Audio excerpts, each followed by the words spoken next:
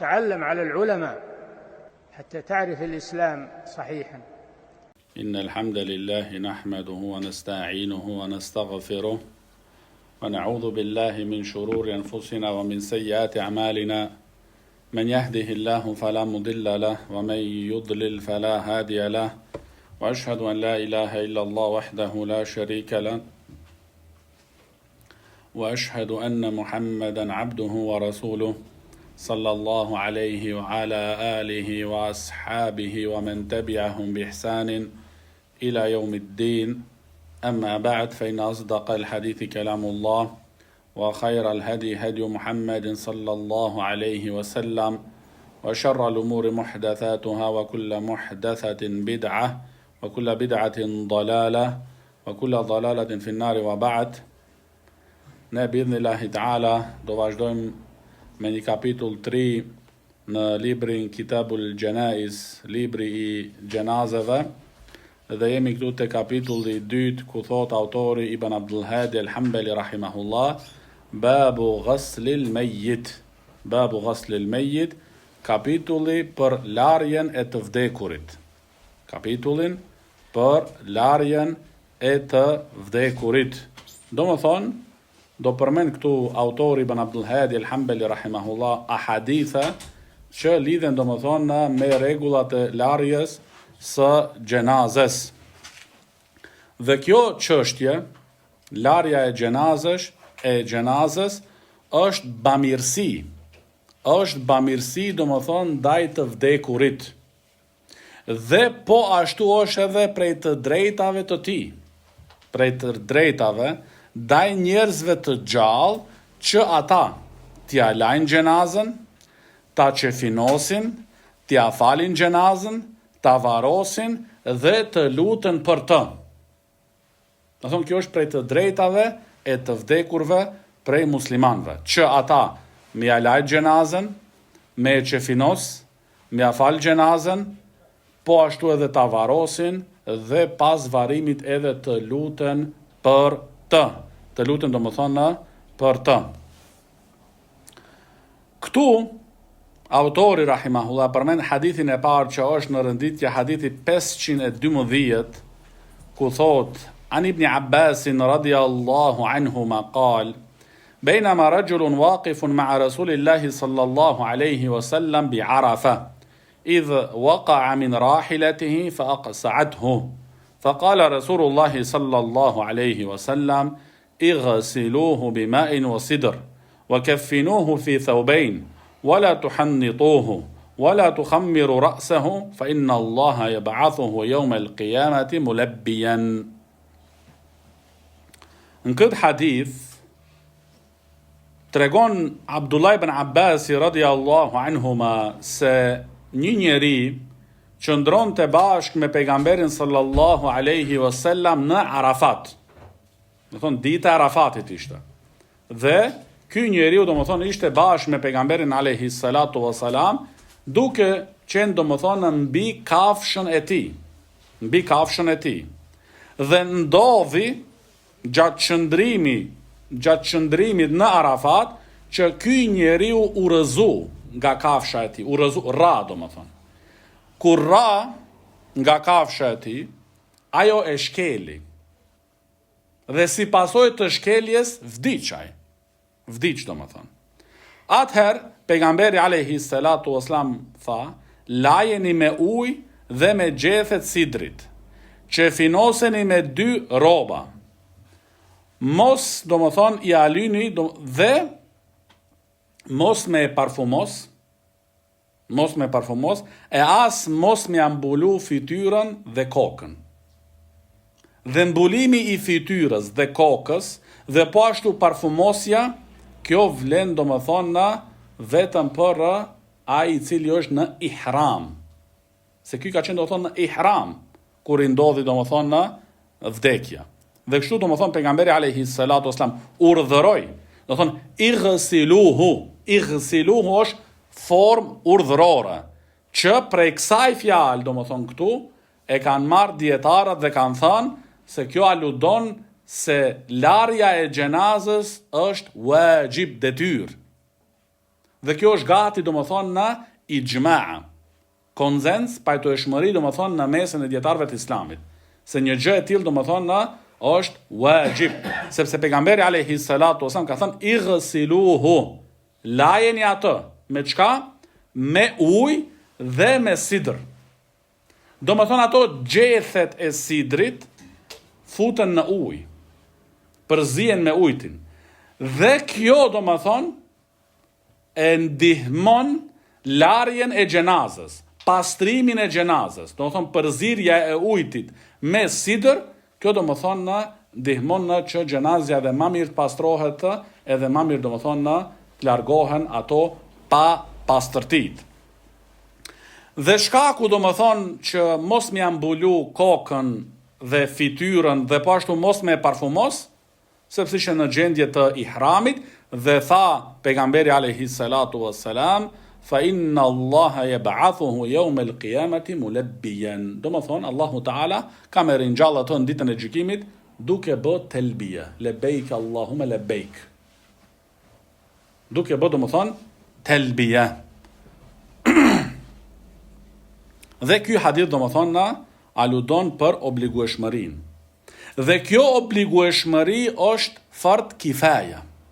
Domethënë detyrë ose obligim kolektiv.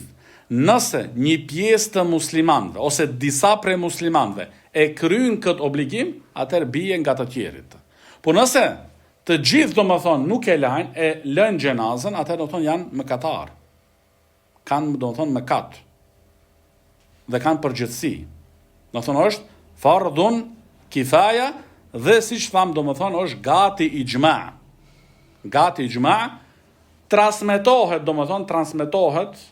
dhe Allahu a'lam për saktësinë se Imam Maliku rahimahullah demek se ka pas mendimin se është mustahab. Po kjo domethënë ka një mendim tjetër që është transmetuar dhe është i sakt të Imam Malikut rahimahullah, që vërtetohet domethënë se një gjë e tillë është wajib, domethënë kolektiv.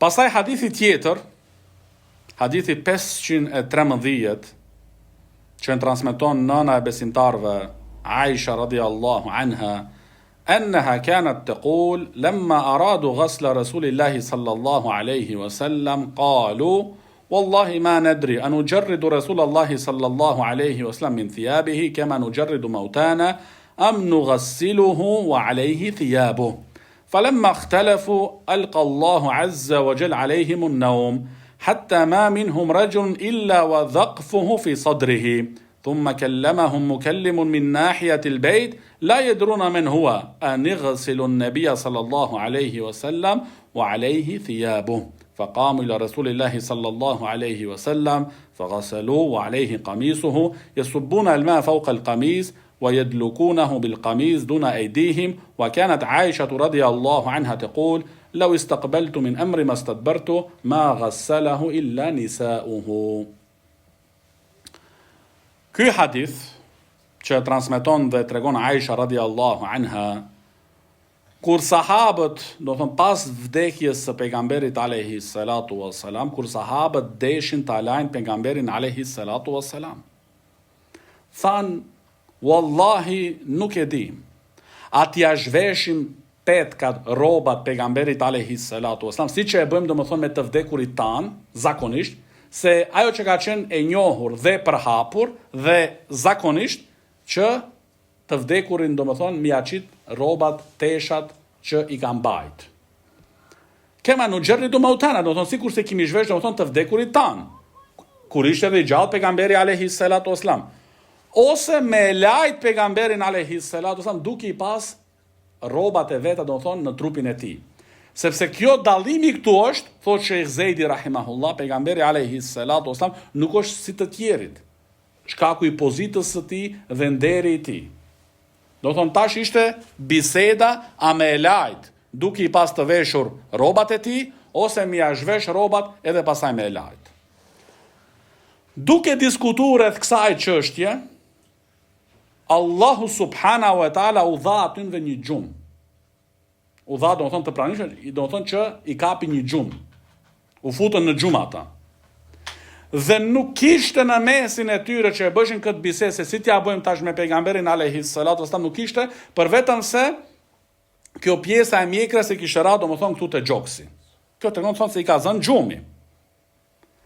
Atëherë, duke qenë ato në këtë situatë dhe në këtë gjendje, u erdhi një zë nga një kënd të shtëpisë, duke u thënë, anighsilun nabiyya sallallahu alaihi wasallam alaihi thiyabuhu, me lajt pejgamberin alayhi salatu wasallam duke i pas rrobat domethënë në trupin e tij. Do thonë mos mi jash vesh. Atëherë u çujtën dhe u drejtuan te pejgamberi alayhi salatu wasallam dhe e lajtën domethënë duke i pas rrobat domethënë në trupin e tij. Dhe kështu domethënë i hedhshin ujë dhe domethënë e fërkojshin domethënë mbi rrobat, e kështu domethënë e lan pejgamberin alayhi salatu wassalam. Në fund thot nëna jon Aisha radiallahu anha, sikur ta kisha ditur atëherë atë që di tani,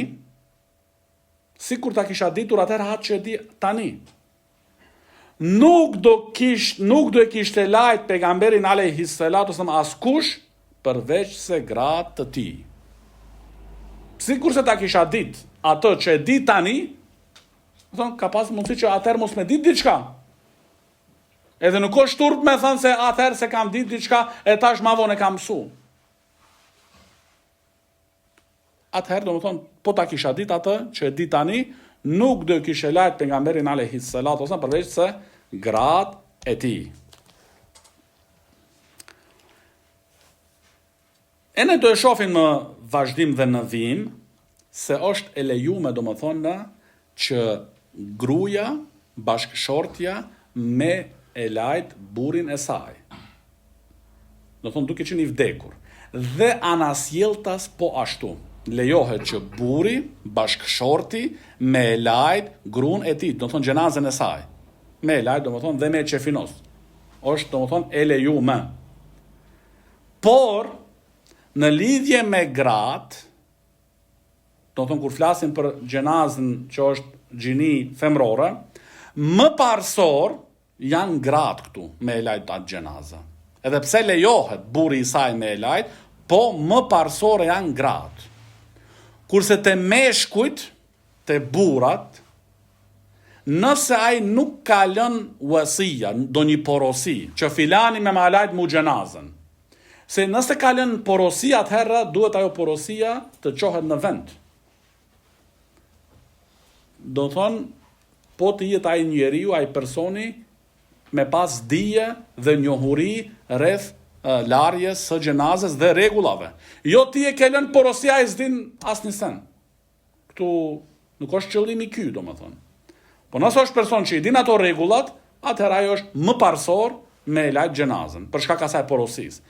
Nëse s'ka lënë ai burri, mashkulli, do një porosi, atëherë është kjo renditja. Më parsor është me lajt gjenazën babai i tij, i pari, babai i tij. Pastaj vijon gjyshi i tij. Nëse është i gjallë, nëse ky tjetri vdes në moshën 3, 20 vjeçari, gjyshi i tij është 70 vjet, 80 vjet është i gjallë, babai i tij po ashtu do shaka vdek nuk është, atëherë gjyshi i tij është në renditjen e dytë. Gjyshi i tij.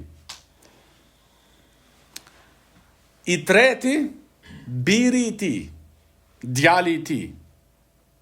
I katërti, djali i djalit të tij. I pesti, vllai i tij.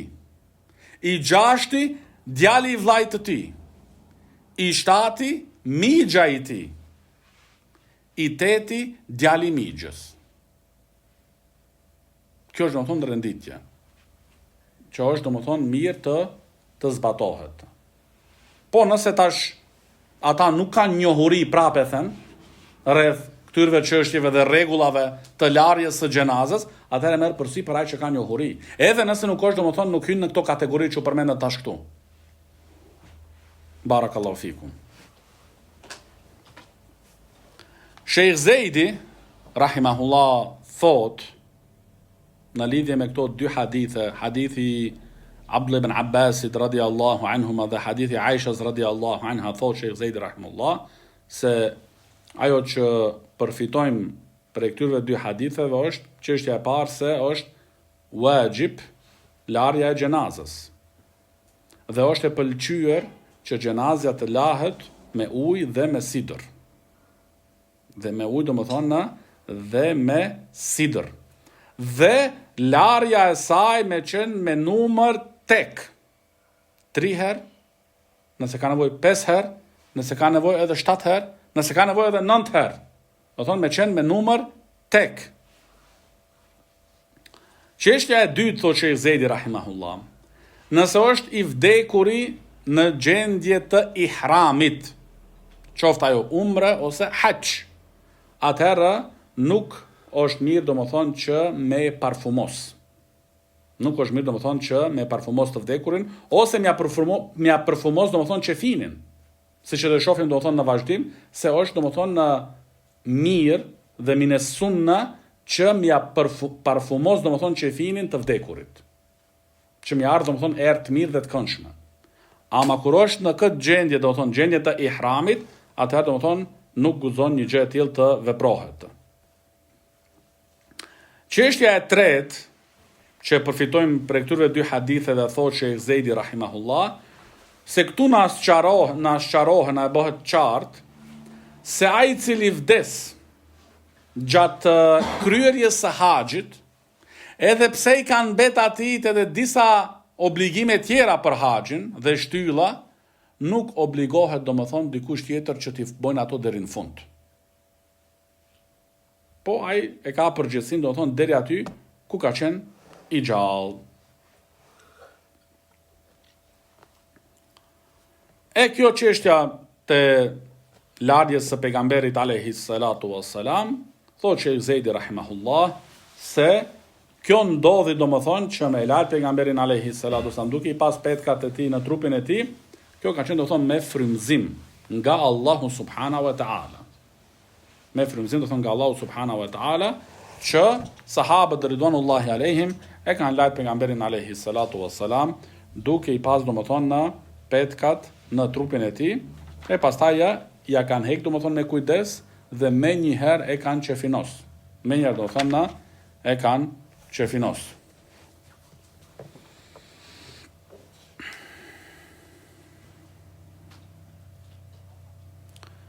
Po ashtu, çështja e katërt, thotë Sheikh Zejdi rahimahullah, se hadithi Aishës radiallahu anha është argument se lejohet që gruaja me lajt burrin e saj. Dhe po ashtu edhe e kundërta, burri gruan. Edhe kjo ka ndodhur, siç e thotë Sheikh Zejdi rahimahullah, gruaja bashkëshortja e Abu Bekrit radiallahu anhu e ka lajt Abu Bekrin. E ka lajt domethënë Abu Bekrin radiallahu anhu pas vdekjes së tij, dhe kjo tregon domethënë se ajo ka pas fiqh, ka pas domethënë kuptim dhe dije rreth këtyre çështjeve, dhe po ashtu kjo aludon edhe për një bashkëjetesë që kanë pas ato të harmonizuar. Për bashkëjetesë domethënë me e mbushur domethënë me harmoni. Edhe ka ardhur domethënë deri te kjo që ajo bashkëshortja e As-Siddiq al-Akbar radiallahu anhu, ajo domethënë e ka lajt Abu Bekrin radiallahu anhu. Pastaj hadithi i radhës është an Ummi Atiyah radiallahu anha qalet: دخل علينا النبي صلى الله عليه وسلم ونحن نغسل ابنته فقال اغسلناها 3 أو 5 أو أكثر من ذلك إن رأيتن ذلك بماء وصدر واجعلنا في الآخرة كافورا أو شيئا من كافور فإذا فرغتن فآذنني فلما فرغنا آذناه فألقى إلينا حقوه فقال أشعرناها إياه وفي لفظ ابدأنا بميامنها ومواضع الوضوء منها. ذات بخاري po ashtu فظفرنا شعرها 3 قرون فألقيناها خلفها. Umu Atija radiallahu anha tregon se kur vdiq një vajzë prej vajzave të pejgamberit alayhi salatu wassalam, dhe këtu ka qenë Zeynep radiallahu anha, kur filluan ngrat ta lajn Zeynep radiallahu anha, ka hy pejgamberi alayhi salatu wassalam, do thonë jo që me apa auretin ose çka, do thonë nga larg, ka hy domethënë si me thënë për pite dera aty, edhe i ka orientu do më thonë se si me vepru. Qysh me vepru do më thonë gjatë larjes. Dhe u ka thonë, lajeni 3 herë, ose 5 herë, ose dhe ma shumë nëse shihni të nevojshme. Do thonë, lajeni sa ka do më thonë në nevoj. Po me qenë tek, 3 herë, 5 herë, edhe nëse ka nevoj edhe 7 herë ose 9 herë. Dhe po ashtu me lajt me ujë dhe me sidër. Dhe le të jetë do me thonë të lajtura e fundit me qenë me kafur, që është një lloj do me thonë që përzihet me ujtin edhe pastaj lahet trupi njeriut, kjo me qenë e fundja do me thonë. Se kjo kafur i jep trupit do me thonë një aromë dhe freski, dhe po ashtu e mbron edhe nga insektet. E mbron do me thonë edhe nga insektet. Kjo ti do me thonë e fundja do me thonë.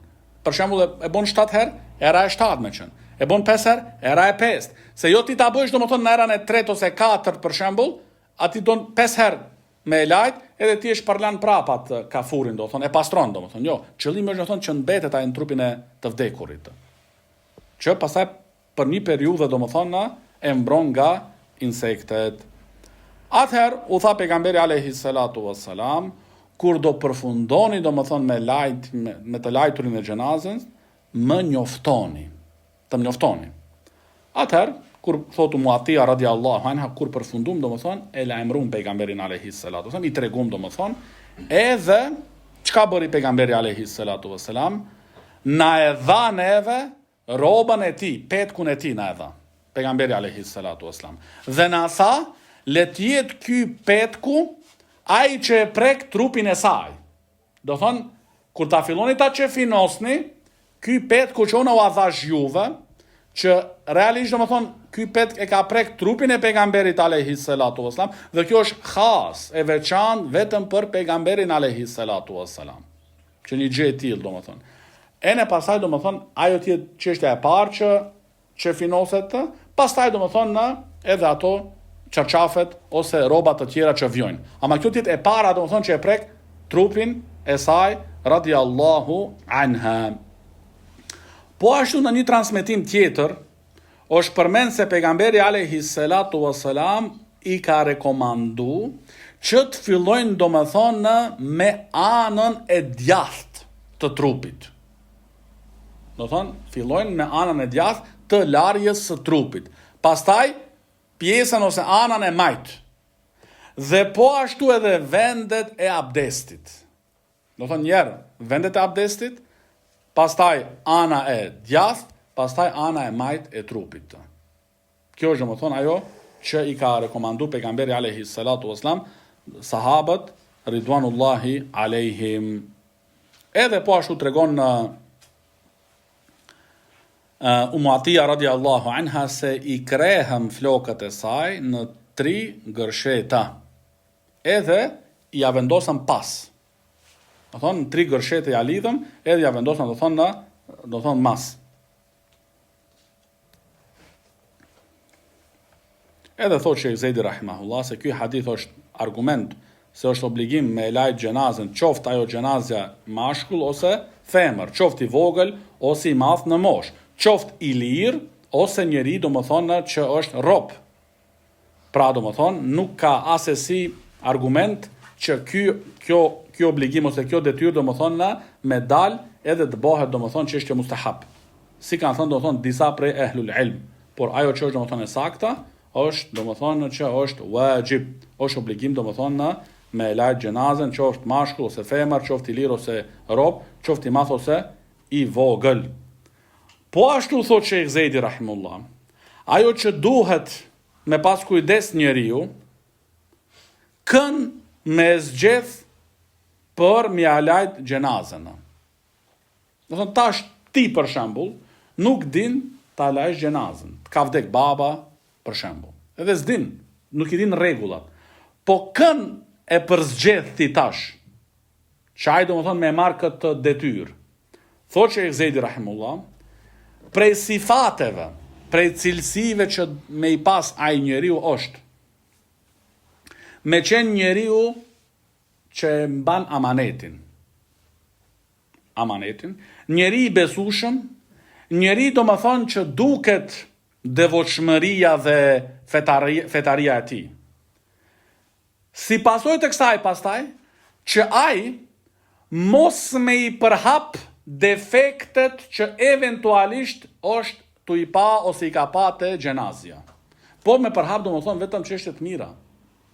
Se për ndryshe ndodhin do më thonë, si ato hoxhallarët në përfshatrat tona e kështu, va morin lekun njerëzve miskinave, edhe dalin në përfshat pastaj gjithë ditën edhe gjithë natën, përhapin do më thonë ato prallat e tyre, ishte kështu, ishte ashtu, i vinte kështu, nuk i vinte ashtu, edhe ti ka marr lekt, edhe pastaj del do më thonë në 10% dhe i përhap do më thonë në ato që nuk duhet të përhapen.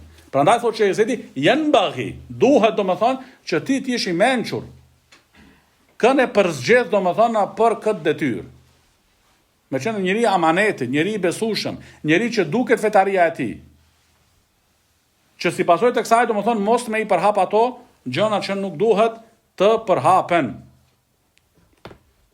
Edhe po ashtu është delil, argument thotë Sheikh Zeid rahimahullah ky hadith, se është mine sunna që numri i larjeve të jetë do më thonë tek 3, 5, ose edhe nëse ka ma shumë nevoje, 7 herë, 9 herë kështu me radhë.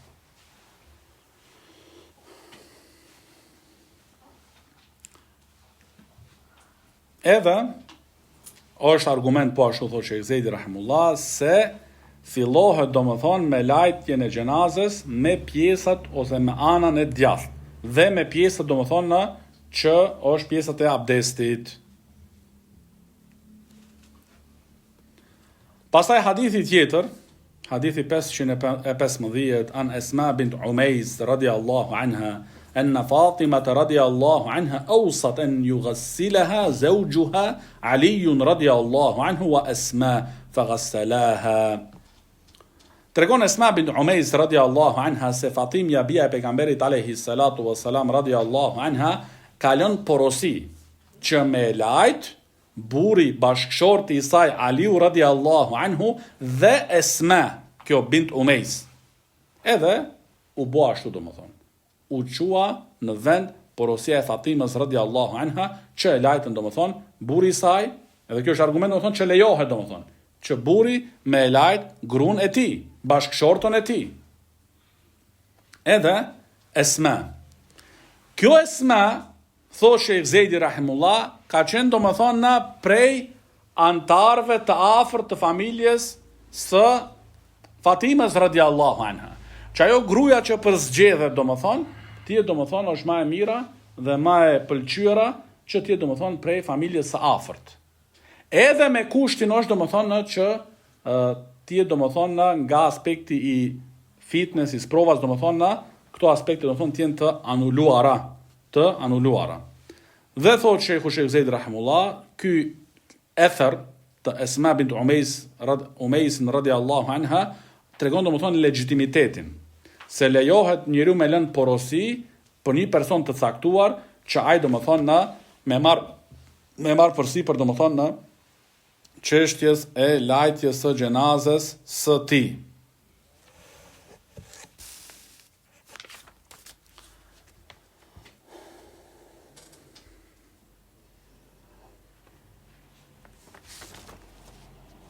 Pastaj, kjo që u përmend të hadithi i Aishës radiallahu anha, amja zhvesh petkat pejgamberit alayhi salatu wasalam ose jo, sikur se kemi vepruar edhe të vdekurit tanë deri tani, sepse zhveshja e robave tek të vdekuri, kjo do më thonë e para ka qenë do më thonë ajo që ka qenë e përhapur dhe e njohur në mesin e sahabëve ridwanullahi alejhim. Dhe edhe kur ka qenë pejgamberi alayhi salatu wasalam i gjallë. Kjo po ashtu e lehtëson larjen e gjenazës. Dhe po ashtu është edhe më e mirë në pastrimin e gjenazës. Prandaj do më thonë është ajo që ka qenë e njohur, i kanë zhveshur do më thonë prej petkave të tyre. Por me gjithat, është detyrë, wajib, obligim, që gjatë larjes së gjenazës, kur njeriu fillon me lajë gjenazën, që aureti i gjenazës t'jetë të mbuluar dhe nuk lejohet me shiku në auretin e tij. Nuk lejohet, domethënë, duhet të bësh përpjekje sa më shumë, domethënë, që mos me shiku në auretin e gjenazës. Edhe është detyrë, domethënë, që aureti i tij të jetë të mbuluar. Po ashtu është e ligjshme para se të fillohet me lajtmen e gjenazës, është domethënë në shtypja me kujdes domethënë te barku. Dhe kjo ka dobi domethënë që ato, nëse eventualisht kanë mbetur domethënë diçka pa pastërti domethënë në trupin e të vdekurit, që domethënë të pastrohet, që mos me ndodh si pasojë të kësaj pastaj më vonë që çefini për shembull përlyhet. Nëse domethënë ti nuk e bën një gjë e tillë, a ndoshta ka ala diçka të papastër, kur fillon për shembull me çu gjenazën te varrezat ose diçka, ndoshta gjatë ecjes del ajo papastërtia. Që një gjë e tillë domethënë me ahsent, domethënë me parandalu. Kjo është fjala domethënë e saktë, adekuate. A bën kështu? Me parandalu, atëherë domethënë është kjo shtypja ose prekja domethënë me kujdes te barku, domethënë që me dal eventualisht ato pa pastërtit.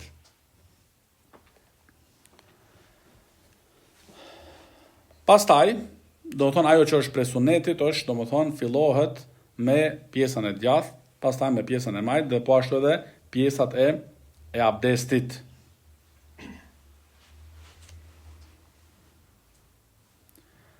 Te çështja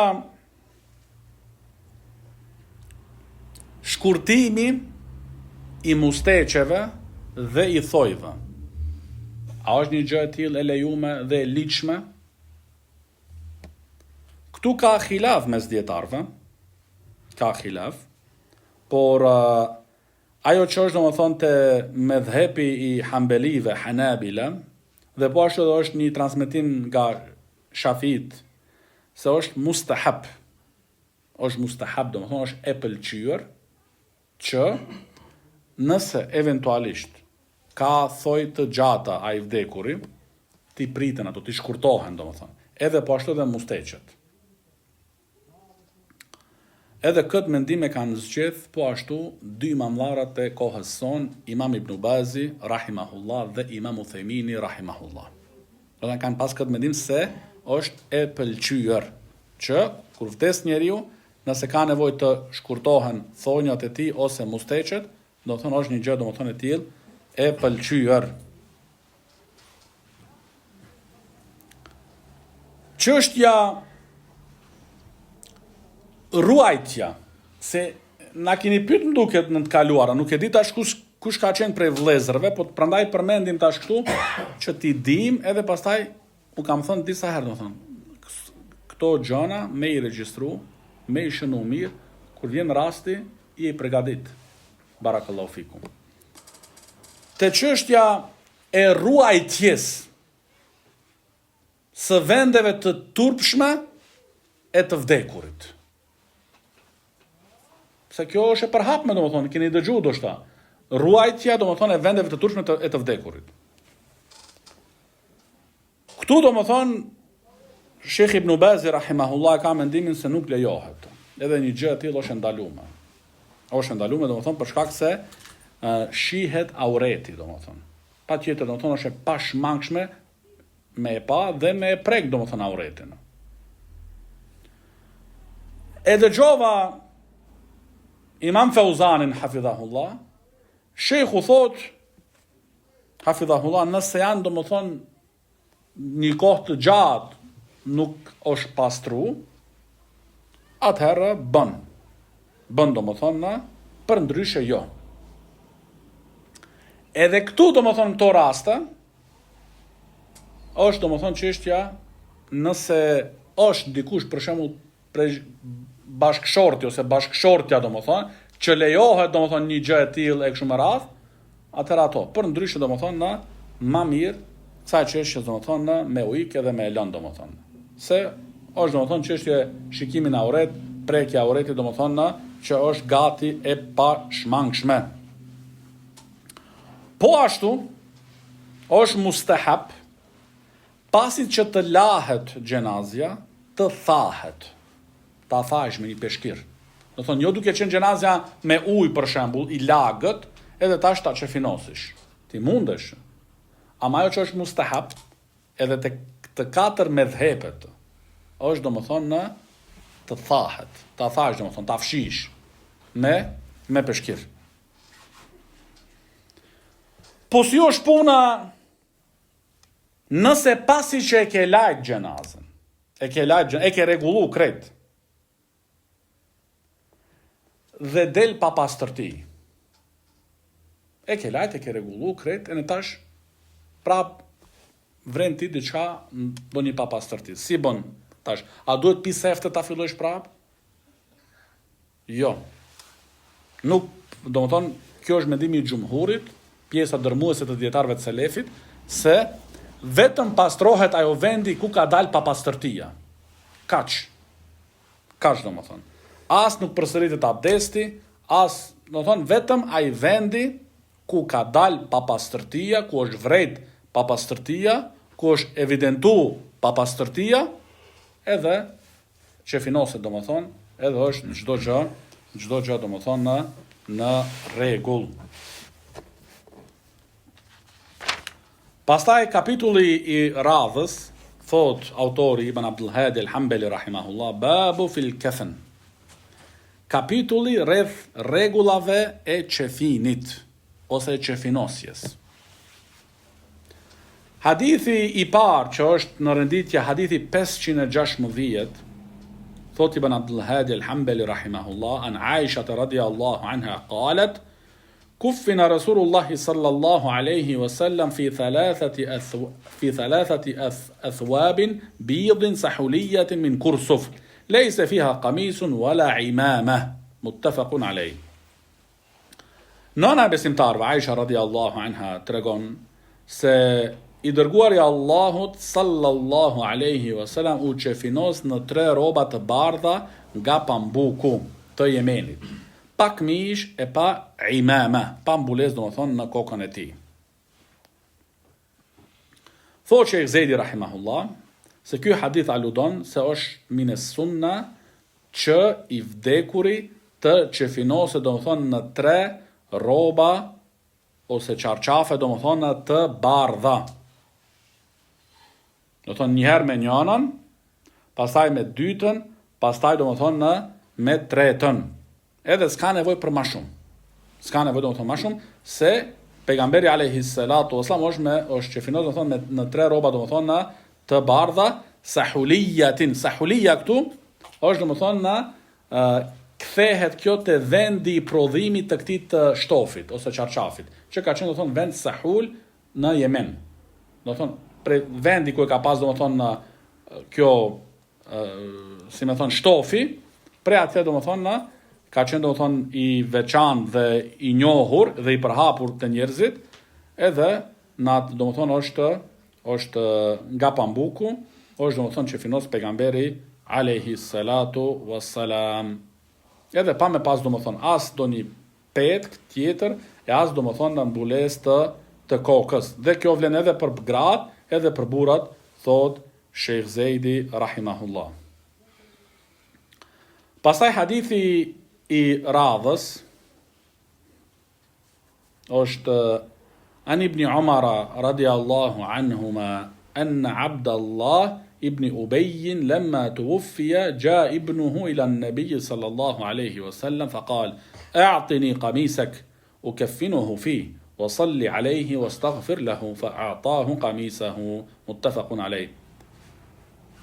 Abdullah ibn Umar radiyallahu anhuma tregon se kur vdiq koka e nifakut në Medinë Ibn Ubay, erdhi djali i tij dhe i tha pejgamberit alayhi salatu wasallam, ma jep petkun tën, këmishën tënde, ma jep, që unë ta qefinos babain tem, do më thonë në të.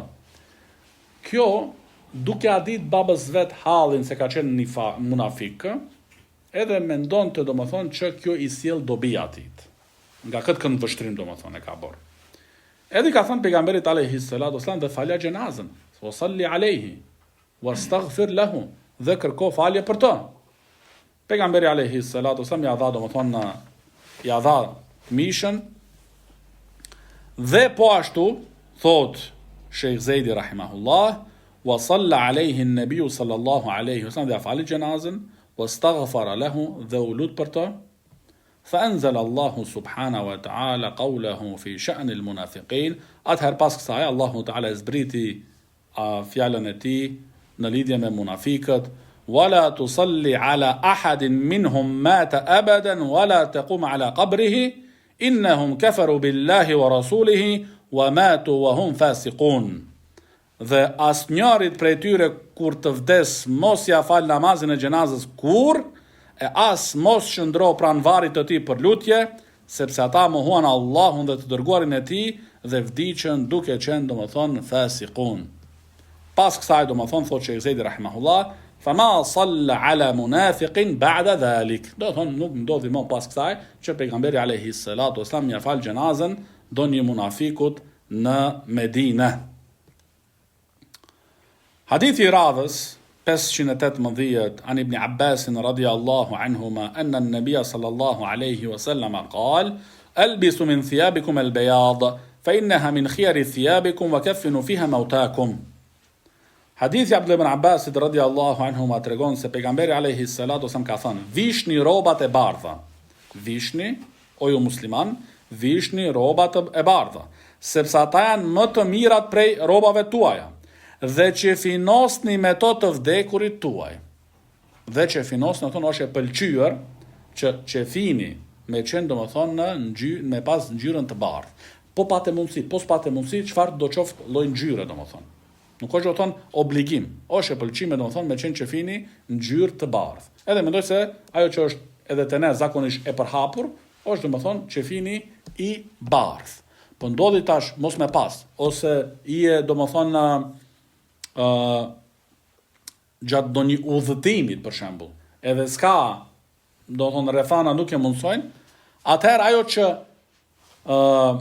shikohet, do të thonë fillimisht, janë ato pjesat e turpshme të mbulohen. E kuptuat? Pjesat e turpshme, do thonë, e të vdekurit.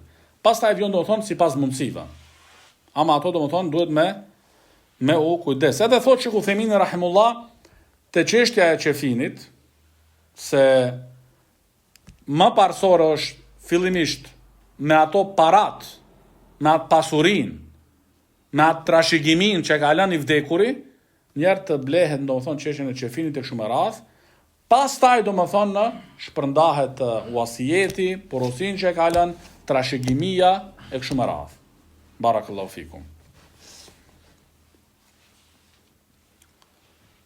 Thot Sheikh Zejdi rahimahullah, se ky hadith është nxitje. Është nxitje, do më thonë, që muslimanët, burrat me vesh, do më thonë, petka të bardha, dhe po ashtu edhe qefini me qenë, do më thonë, është e pëlqime i bardh. Sepse ka thënë pejgamberi alayhi salatu wasalam, wa kaffinu fiha mautakum. Do më thonë, edhe në to, do më thonë, që finosni të vdekurit tuaj. Po, thot Sheikh Zejdi rahimahullah, po spate, do më thonë, qefin të bardh, atëherë, do më thonë, me qëfar do lloj, do më thonë, gjyre, tje qefini, kryesorja, do më thonë, është të mbulohet, do më thonë, në gjenazja. Pasaj hadithi i fundit i këtij kapitullit, dhe me atë përfundojmë bi'idhnillahi ta'ala, është hadithi 519, an Jabir ibn Abdillah radiyallahu anhuma qala an-nabiy sallallahu alayhi wa sallam, idha kaffana ahadukum akhahu falyuhsin kafanahu. Rawahu Muslim.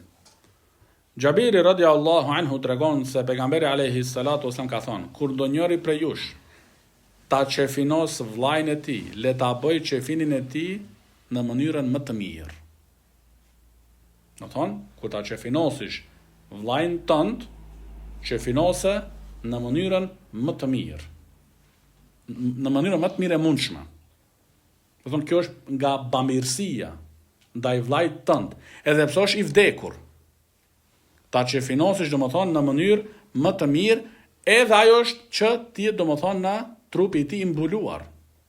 Që ti jetë domethënë trupi i tij i mbuluar, dhe thotë Sheikh Zejdi rahimullah që tek të gjitha këto domethënë ajo domethënë njeriu robi shpreson domethënë në shpërblim te Allahu subhanahu wa taala. Sepse pejgamberi alayhi salatu wassalam ka thënë në një hadith që është në Sahih Muslim, fa inna Allaha qad kataba al-ihsana ala kulli shay. Do thonë Allahu subhanahu wa taala ka bërë të ligjshme bamirësinë ose mirësinë në çdo gjë. Edhe në raste të tilla ka thënë pejgamberi alayhi salatu wassalam në mënyrë specifike, fal yuhsin kafana.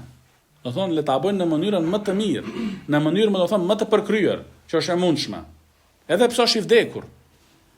Do thonë nuk do të thotë se është i vdekur edhe ti bëne shkele shko.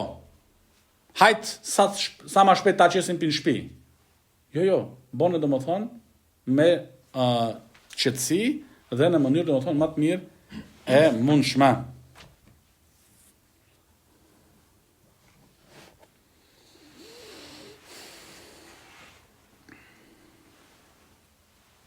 Dhe qefini domethënë, ajo që përfshin, qefini është domethënë fillon nga koka, lart, deri te këmbët duke qenë të përfshirë.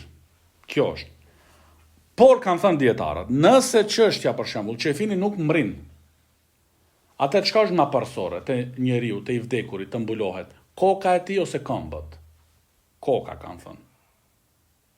Thonë, pat rasti domethënë nuk ka çarçaf shtof të mjaftueshëm. Atëherë, më parsore është në këto rrethana, t'ja mbulosh kokën se sa këmbët poshtë. Po ajo që është e përsosura, që t'jetë i tërë trupi i të vdekurit i mbuluar. Nga lart koka, deri poshtë domethënë bashkë me gjithë këmbët. Edhe, çka nuk është e lejuar dhe nuk është e pëlqyer, që me bësh penzime të tepërta në lidhje me qefinin. Kjo nuk është e pëlqyme. Do më thonë që tash me shku dikush me blet qefin, do më thonë kudi që është jashtë zakonisht i shtrenjt. Jo. Ma mirë është ato para me i hargjit për të gjallit, për pasardhësit e ti, për familjarët e ti, e kështu me radhë, se sa do më thonë që me bot shpenzime të tepërta në lidhje me qefinin, dhe po ashtu është mustahab, për vetëm se me përjashtim e ati që është në ihram, që qefini i ti të parfumoset. Që qefini i ati do më thonë të parfumoset, dhe po ashtu edhe është e ligjshme kur të futet i vdekuri në qefin, në ato 3 do më thonë, copa ose roba të bardha, atëherë të lidhet. Dhe thot Imam Ibn Baz rahimahullah, e rropt, ajo lidhja, bëhet të koka, të inde wasatihi, në mesin e trupit, do më thonë, dhe poshtë, do më thonë, të këmbët. Pse kjo lidhje bëhet? Për shkak, do më thonë, që me ruajt të vdekurin nga zbulimi, ose nga frika që gjatë mbartjes së gjenazës, mos del diçka, do më thonë, në pamje, në dukje që nuk është e lejuar me dalë. Do thonë, lidhet. Edhe te koka lart, edhe te mesi i trupit, edhe poshtë, do më thonë, te këmbët. Për shembull, mundet për shembull për atit qefinit, bëhet, do më thonë ajo, edhe i lidhet. Te koka, në mes të trupit, edhe poshtë te këmbët. Dhe kështu jemi në fund të këtij kapitullit po ashtu, dhe na mbet, do më thonë, për javën tjetër, është çështja, do më thonë, e namazin e gjenazës, por është një kapitull pak si gjatë, do e lëm këtë për javën tjetër. Hadha wa sallallahu ala nabina Muhammad wa ala alihi wa sahbihi wa sallam. تعلم على العلماء حتى تعرف الإسلام صحيحا.